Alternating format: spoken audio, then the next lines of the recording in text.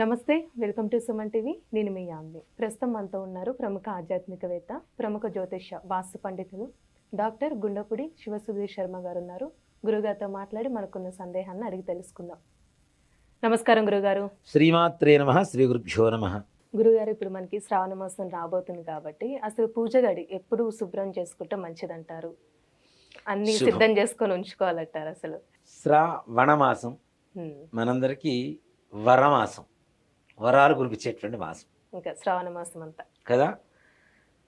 లక్ష్మీదేవికి అత్యంత ప్రీతికరమైనటువంటి మాసం, అలాగే ఈశ్వరుడికి ప్రీతికరమైనటువంటి మాసం, వెంకటేశ్వర స్వామి వారికి ప్రీతికరమైనటువంటి మాసం యొక్క శ్రావణ మాసం. అంటే శివునికి ఏంటండి? శ్రావణ సోమవారాలు చేస్తారు. శ్రావణ సోమవారాలు చాలా విశేషంగా చేస్తారు. మనకి ఒక మాట చెప్పాలంటే మనం ఇక్కడ ఎక్కువగా కార్తీక మాసం శివుడికి పూజ చేస్తాం, కానీ నార్త్ ఇండియన్స్ వెళ్ళి మనం ఉత్తర భారతదేశం వెళ్తే కార్తీక మాసం కంటే కూడా అత్యంత పవిత్రంగా భావించేటువంటి మాసమే ఈ శ్రావణ మాసం. మన కాశీలో కూడా విశేషమైన అభిషేకాలు, పూజా కార్యక్రమాలు జరుగుతూ ఉంటాయి. శ్రావణ సోమవారాలు ఇవన్నీ కూడా. అంటే మనం కార్తీక మాసం ప్రత్యేకంగా చూస్తాం, వాళ్ళు శ్రావణ మాసాన్ని చూస్తారు. ఇక్కడ శ్రావణం అంటేనే ఒక ప్రశాంతమైనటువంటి వాతావరణం కలిగినటువంటి మాసం. చక్కగా చల్లటి చినుకులు పడుతూ ఉంటాయి. చాలా మంది చేదరించుకుంటుంటారు, అది లేకపోతే మన జీవన ఇది లేదు, విధానం లేదు. అవునా? చినుకు లేకపోతే మనకి మెతుకు లేదు, ఓ మాట చెప్పాలి అంటే. చల్లటి చినుకులు పడేటువంటి సమయం, అలాగే పెళ్ళిళ్ళు, శుభకార్యాలు, గృహప్రవేశాలు అన్నీ చేసుకునేటువంటి మంచి సమయం. అలాగే లక్ష్మీదేవికి చాలా ప్రీతికరమైనటువంటి మాసం ఈ యొక్క శ్రావణ మాసం. శ్రావణ మాసంలో అమ్మవారిని పూజ చేయనటువంటి వాళ్ళు చాలా తక్కువ మంది ఉంటారు. అంత ఇష్టంగా చేస్తుంటారు, పవిత్రంగా చేస్తూ ఉంటారు. చాలా శక్తివంతంగా మనం అనుకునేటువంటి సకల కార్యాలని కూడా తొందరగా మనకు అనుగ్రహించేటువంటి మాసం. లక్ష్మీదేవి అనుగ్రహం కలగాలి అంటే శ్రావణ మాసంలో పూజ చేస్తూ ఉంటారు. పెళ్ళైన వాళ్ళు ప్రతి ఒక్కరు చేసుకుంటారు, పెళ్లి కాని వాళ్ళు మంగళగౌరి వ్రతాలు చేస్తూ ఉంటారు, శ్రావణ శుక్రవార వ్రతాలు చేస్తూ ఉంటారు. శ్రావణ పౌర్ణమి వస్తుంది, నాగుల పంచమి వస్తుంది, అలాగే సంకష్టహార చతుర్థి వస్తుంది, అలాగే మహాశివరాత్రి వస్తుంది, శ్రావణ బహుళ అమావాస్య ఉంది, కృష్ణాష్టమి ఉంది, 4 సోమవారాలు, 4 మంగళవారాలు, 4 శుక్రవారాలు. అంటే ఎన్ని విశేషాలు ఉన్నాయో చూడండి. నెలకు సరిపోను దాదాపు ప్రతి రోజు కూడా విశేషమైనటువంటి రోజు కిందనే లెక్క పెట్టుకోవచ్చు మనం. అలాంటి విశేషమైనటువంటి మాసం. ముఖ్యంగా దేవతలు ఎక్కడుంటారు అంటే లక్ష్మీ అమ్మవారి అష్టోత్తర నామాల్లో శుచి నమః అనేటువంటి ఒక నామం వస్తుంది. శుచి అంటే ఏమిటి? శుభ్రత. ఎక్కడ శుభ్రంగా ఉంటుందో అక్కడ లక్ష్మీదేవి నివాసం ఉంటుంది. ఇంట్లో కూడా పగిలిపోయిన వస్తువులు, చినిగిపోయిన వస్త్రాలు, ఈ కర్టన్లు మాసిపోయినవి, కింద చీపురు కూడా ఎట్లా ఉంటుందంటే ఏదో బాగా అరగదీసి మన సంపాదన ఆదాయం మొత్తం దాంట్లోనే పొదుపు చేస్తున్నట్టుగా భావిస్తుంటారు కొంతమంది. ఇలా చీపుర్లు పెట్టుకుంటూ ఇలాంటి వాటి చోట నిజంగా అవి దారిద్ర్యానికి దరిద్రానికి హేతువులు ఇవన్నీ కూడా. పగిలిపోయిన వస్తువులు కూడా, టీ కప్పులు కూడా, పింగాణి కప్పులు ఉంటాయి, ఆ హ్యాండిల్స్ మొత్తం పోతాయి, అవి మాత్రం పట్టుకొని తాగుతూ ఉంటారు. ఇక అక్కడ చెవి విరిగిపోతే కుంటివాడు, కుంటిది అని చెప్పి పిలుస్తున్నప్పుడు మరి వస్తువులు మాత్రం అట్లానే కదా. అంతే మరి వీళ్ళు అన్ని పనులు చేయగలుగుతారు, చేయలేరు కదా. అది కూడా అంతే. కాబట్టి అలాంటి వస్తువులు మొత్తం ఇంట్లో ఉన్నవి ఏమైనా ఉంటే తీసి బయటపడేసేయాలి ఫస్ట్. ఈ మూలల్లో చెత్త ఇంత పేర్చేసి, బట్టలు, పనికిరాని బట్టలు మొత్తం ఉంచేసి అవేవి దాచిపెడతారు.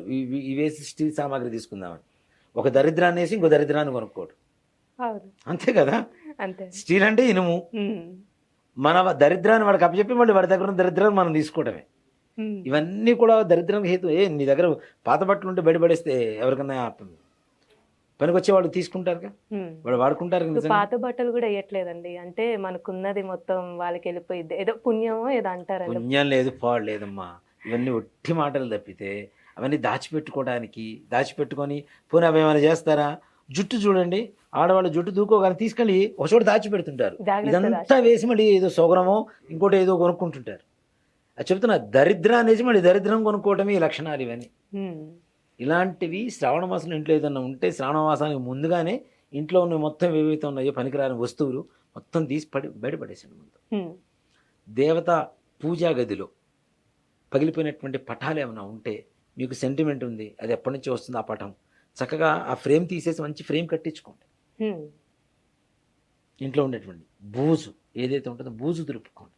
శ్రావణ మాసంలో ఒక్క రోజు కూడా బూజు దులపొద్దనే చెప్తాం. ముందుగానే బూజు దులుపుకోవాలి మొత్తం. అలాంటిది శుక్రవారం, గురువారం, మంగళవారం కాకుండా మరలా అవి కూడా ఇంకా మిగతా వారాలు మిగిలిన రోజుల్లో ఆదివారం, సోమవారం, బుధవారం ఇట్లాంటి రోజుల్లో చక్కగా దులుపుకోవచ్చు. అంతేకాకుండా ఇంట్లో దేవతా పూజా గదిలో ఆషాఢ బహుళ అమావాస్య 4వ తారీఖు అయిపోతుంది. 5వ తారీఖు పొద్దున మంగళవారం రానివ్వండి, శుక్రవారం రానివ్వండి, శనివారం రానివ్వండి, ఆ రోజు నుంచి పూజ ప్రారంభం కాబట్టి చక్కగా ఇంట్లో ఉండేటువంటి ప్రతి పటాన్ని చక్కగా ఒక తడిబట్ట పెట్టి శుభ్రంగా తుడుచుకోవటం, మంచిగా బొట్లు పెట్టుకోవటం, అలాగే ఇత్తడి కుందులు కావచ్చు, ఇత్తడి విగ్రహాలు కావచ్చు, ఏమైనా ఉంటే శుభ్రంగా మంచిగా పులికాపు పెట్టడం అంటారు. దీన్ని పులికాపు అంటారు. చక్కగా చింతపండు, కుంకుడుగా రసం పెట్టుకొని శుభ్రంగా వెండి విగ్రహాలైనా ఇత్తడి విగ్రహాలైనా గంట కూడా చూడండి, చాలా మంది ఇళ్లలో గంట ఇట్లా పైకెత్తి చూస్తే లోపల మొత్తం మట్టి ఉంటుంది. ఇదంతా దరిద్రమే కదా. అదే మనం తినే కంచంలో మట్టి ఉంటే మనం తింటామా? అసలు ముట్టుకోం కదండి. ఇప్పుడు ఇంట్లో ఉన్న ప్లేట్లు ఏమో కడుక్కొని తింటాం, ఏదైనా బయటకు వెళ్తేనో టిష్యూ పెట్టి 4 సార్లు తుడిచి అప్పుడు పెట్టించుకొని తింటాం. నీకు మాత్రం శుభ్రమైనటువంటి పరిపూర్ణమైనటువంటి ఆహారం కావాలి. మరి దేవుడి దగ్గర ఉండేటువంటి వస్తువులు అలా ఉంటే పాపం కదా, అవునా కాదు? అందులో ఘంటానాథం చేసేటప్పుడు కూడా ఠంగ్ శబ్దం వస్తూనే ఉంటుంది. ఈ శబ్ద తరంగం వెళ్ళి హృదయ తరంగానికి తగులుతుంది, ఆ భగవంతుడి హృదయానికి తగులుతూ ఉంటుంది. అలాంటి పవిత్రమైన శబ్దం రావాలి. కానీ ఆ మట్టి పట్టుకొని ఉంటే టుక్ టుక్ టుక్ మన సౌండ్ వస్తుంది, అప్పుడు ఠంగ్ మన శబ్దం ఎక్కడ వస్తుంది? రాదు కదా. కాబట్టి అక్కడ చేసే ఫలితం కూడా అట్లానే ఉంటుంది.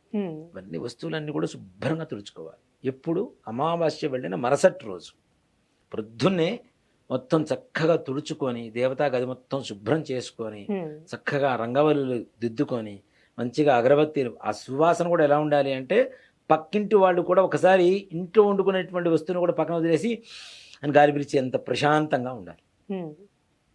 అలాంటి అగరబత్తీలు వెలిగించుకొని ఇంట్లో చక్కగా ఇల్లు మొత్తం కడుక్కుంటాం కదా, బూజు దులుపుకొని మొత్తం చిమ్మేసుకొని కడుక్కుంటాం కదా, ఒక్కసారి శుభ్రంగా గోమూత్రం ఇంట్లో మొత్తం చల్లుకొని దేవతా స్థానంలో కూడా చల్లుకొని సాంబ్రాణి పొగ వేసుకుంటే ఆ ఇంట్లో లక్ష్మీదేవి లోపలికి రావడానికి చక్కగా లోపలికి ఏమాత్రం కూడా ఆలోచించకుండా లోపలికి వస్తుంది. పసుపు నీళ్ళు కూడా చల్లుకోవచ్చు అండి. పసుపు నీళ్ళు గోమూత్రం దొరికితే గోమూత్రం, లేదంటే పసుపు నీళ్ళు చల్లుకోవచ్చు. చక్కగా గడపలు మొత్తం శుభ్రంగా కడుక్కోవడం. ప్రతిరోజు కడుగుతుంటే లేనిపోంది చెదలబడుతూ ఉంటాయి. ముందు గురువారాలు శుక్రవారాలు ఇట్లా కడుక్కొని శుభ్రంగా పసుపు పూసి బియ్య పిండి కుంకుమతో బొట్లు పెట్టడం, ఇంటి ముందు మామిడాకు తోరణం కట్టుకోవడం, లేదు చిన్న పూలమాల ఇంట్లో పూలు ఉన్నాయి అవి దేవుడికి ఇవాళ వేసాం రేపు పొద్దున తీస్తాం కదా, ఆ పూలమాల తీసుకెళ్ళి గుమ్మాన్ని కట్టుకోండి చక్కగా. దానివల్ల రక్ష కలుగుతుంది, శోభ కలుగుతుంది, చూడటానికి అందం కనబడుతుంది. అలానే దేవతా పటానికి వేసాం కదా, దాంట్లో ఉండేటువంటి శక్తి దీంట్లోకి వస్తుంది కదా, ఆ శక్తి కూడా మనకి రక్షణగా కలుగజేస్తూ ఉంటుంది. అలా చేయటం, ఇంటి ముందు చక్కగా పక్కన ఈ గడపలు ఏవైతే ఉంటాయో గడపకి ఇరువైపులా దీపం పెట్టడం, ఇంటి ముందు ముగ్గు వేసుకోవటం, ఇవన్నీ కూడా లక్ష్మీప్రదమైనటువంటి యోగాలు. ఎక్కడైతే ఇలాంటి అంటే ఇక్కడ మీకు వరలక్ష్మీ వ్రతం ఉంది కదా, వరలక్ష్మీ వ్రతంలో కూడాను చారుమతి అమ్మవారు ఏ విధంగా ఉంటుంది, చారుమతి అనేటువంటి ఒక స్త్రీ ఉంటుంది. ఆవిడేంటి భర్తతో ప్రేమగా ఆయన అవసరాలు తీరుస్తూ ఆయనకి ఏం కావాలో అన్నీ చేసి పెడుతూ అత్తమామల్ని గౌరవిస్తూ ప్రేమగా భక్తితో వాళ్ళ అత్తమామలకి సేవలు చేస్తున్నటువంటి ఒక స్త్రీని మాత్రమే వరలక్ష్మి అమ్మవారు ఎంచుకొని ఆవిడ కలలో కనపడి నేను వరలక్ష్మీదేవిని నా వ్రతం చేయండి అని చెప్పి చెబుతుంది. ఇక్కడ అర్థం ఏమిటి, ఎలాంటి లక్షణాలు ఉండాలో దాంట్లో చెబుతూ ఉన్నారు. వరలక్ష్మి వ్రతంలో స్త్రీకి ఎలాంటి లక్షణాలు ఉండాలి, అలాంటి లక్షణాలు కలిగినటువంటి వాళ్ళనే లక్ష్మీదేవి కూడా వరిస్తుంది కదా. కాబట్టి ఇట్లా మంచిగా ఇంట్లో చీటికి మాటికి తిట్టుకోవటాలు అరుచుకోవటాలు ఇలాంటివి మొత్తం మానేసి దైవ చింతన, మనం అనుకునేటువంటి పనులు అవకాశం ఉన్నంత వరకు ఇంట్లో లక్ష్మీదేవిని ప్రశాంతంగా ఉంచితే ఆవిడ మనల్ని ప్రశాంతంగా ఉంచుతుంది. అమావాస్య అయిపోయిన తర్వాత చేయవలసింది. ఇప్పుడు చాలా మంది కూడా పూజలు చేస్తుంటారు. ఎట్లా విష్ణు సహస్రనామం అనుకున్నాం, విష్ణు వషట్కార భూత భవ్య భవత్ ప్రభు. హలో, ఒక గంటకి ఫోన్ చేయండి, రేపు మాట్లాడతా. భూత భూత భవత్ ప్రభు. హలో, సరే సరే. ఇదే పరిస్థితిలో ఉంటారు చాలామంది. ఫోన్ మాట్లాడుతున్నారో తెలియదు, పూజ చేస్తున్నారో తెలియదు. చిత్తం శివుడి మీద, భక్తి పాచెప్పుల మీద. అలా ఉంటే భగవంతుడు ఏమి ఇస్తాడు మనకి, అవునా? ఇంకోటి, వంట చేసినా పూజ చేయి, పూజ చేసినా వంట చేయి, రెండు పనులు చేయొద్దు. ఇంకా కుక్కర మోగుతూ ఉంటుంది. ఇక్కడ లక్ష్మీ అష్టోత్తరం, ఓం శుచయ నమః శుభ్రాయ నమః ఒకటి, తర్వాత నామాలు 2, ఇవి కౌంట్ చేస్తావా? లేకపోతే 108 నామాలు భక్తి చదువుతావా? అవును. దేని మీద చిత్తం లేదు కదా, ఉమ్. ఇక్కడ లేదు అక్కడ లేదు. ఏదైనా ఒక పని అనేది ముందు చేయాలి మనం. అంతే. భగవంతుడు ముందు గంటలు కూర్చొని పూజ చేయమని ఏ దేవుడు చెప్పటల్లా. ఉమ్. మనకు ఉండేటువంటి కలిధర్మానికి కనీసం 10 నిమిషాలు, ఆ 10 నిమిషాలు కూడా వేరే యావగేషన్స్ ఏవీ లేకుండా, ఆలోచనలు లేకుండా ప్రశాంతంగా భగవంతుడు ముందు కూర్చొని 10 నిమిషాలు చేస్తే చాలు. 10 నిమిషాలు రోజులో దేవుడికి కేటాయిస్తే, ప్రశాంతమైన స్వాంతన చిత్తనతో కేటాయిస్తే, మిగిలిన 23 గంటల 50 నిమిషాలు భగవంతుడిని మనల్ని ప్రశాంతంగా ఉంచుతాడు అంతే. ఖచ్చితంగా. ఉమ్. కాబట్టి ఇలాంటి ప్రశాంతంగా పూజ చేసుకోండి, వరలక్ష్మి అమ్మవారి అనుగ్రహం పొందండి. శ్రవణ మాసం అంతా కూడా చక్కగా పూజలు చేసుకోండి, ఆనందకరంగా ఉంటుంది.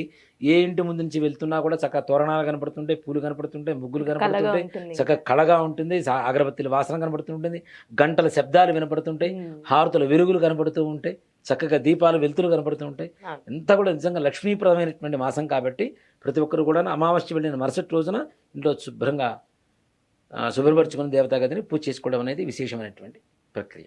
చాలా చక్కగా తెలియజేశారు గురుగారు. ధన్యవాదాలు. శ్రీమాత్రే నమః. శ్రీ గురుభ్యో నమః.